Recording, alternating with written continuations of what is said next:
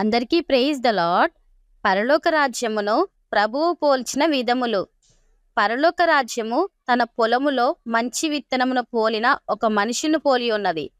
పరలోక రాజ్యము ఒకడు తీసుకొని తన పొలములో విత్తిన ఆవగింజను పోలి ఉన్నది.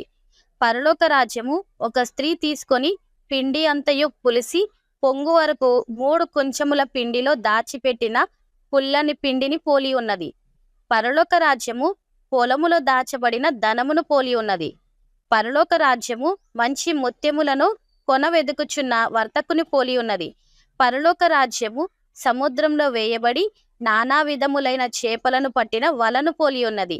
పరలోక రాజ్యము ఒక ఇంటి ద్రాక్ష తోట యజమానిని పోలి ఉన్నది.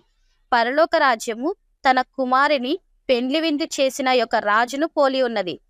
పరలోక రాజ్యము తమ దివిటీలు పట్టుకొని పెండ్లి కుమారుని ఎదుర్కొనుటకు బయలుదేరిన 10 మంది కన్యకలను పోలి ఉన్నది.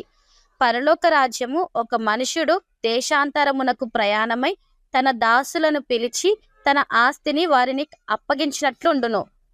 వీడియో కనుక నచ్చినట్టయితే please subscribe friends. Thank you.